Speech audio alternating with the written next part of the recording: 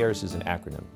Stands for Consistently Safe, Act Responsibly, Respect All, Engage in Learning, and then Support Others. And basically each of those tenets we work through either in class, in the cafeteria, which is a huge piece for us. There's a lot of places that it fits into the day. We kind of weave it into the fabric of the school.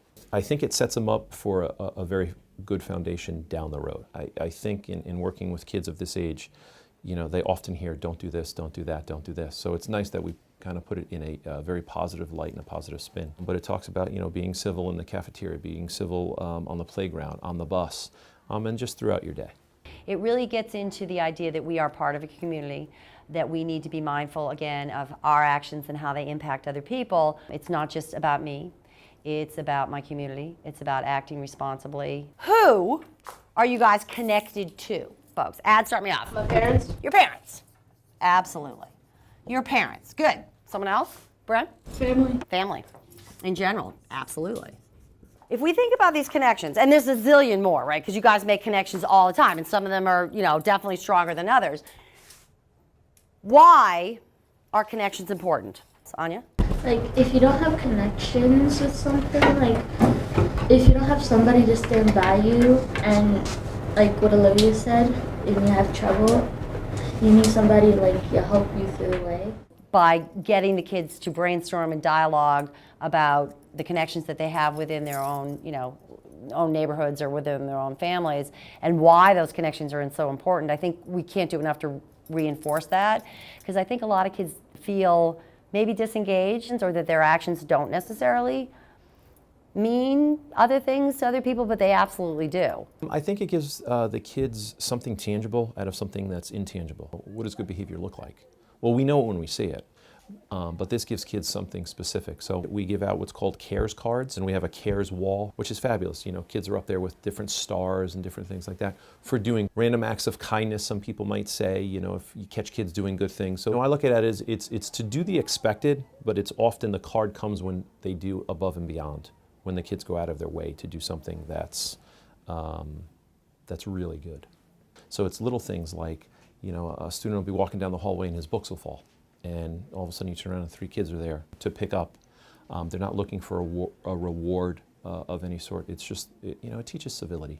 To me, CARES is a very respectable program, and it's very good for school. Since CARES program, a lot of people have been a lot more respectful, caring, nice, and a lot more appreciative towards the school and the teachers and what they do for us. The CARES message is reinforced through 7th and 8th grade. I think when kids understand the importance of trustworthiness and respect and caring and tolerance and acceptance, that carries over into the science classroom. I'll read a story. It usually has something to do with something going on around us. This young man is very unique. So before we go any further, what does it mean to be unique? Kids at this age love to talk about characters, afraid to talk about themselves so much. So when we have someone else we can talk about, it makes having that conversation a little bit easier. So we're going to focus more on assertiveness today, but first we're going to talk about peer pressure. There are 8 resistant strategies that you could use when someone is peer pressuring you.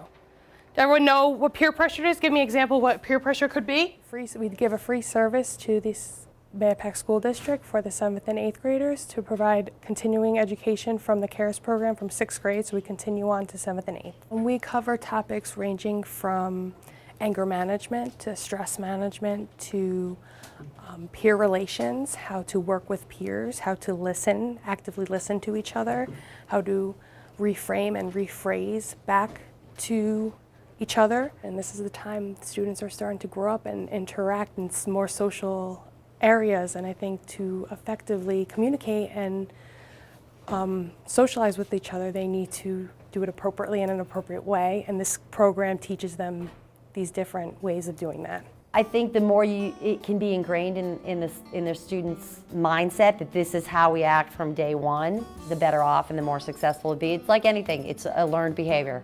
I feel like I've learned a lot, like to, even though someone's mean to you, care about them and their feelings, and to, you know, be a part of CARES and be nicer to your teachers, just care.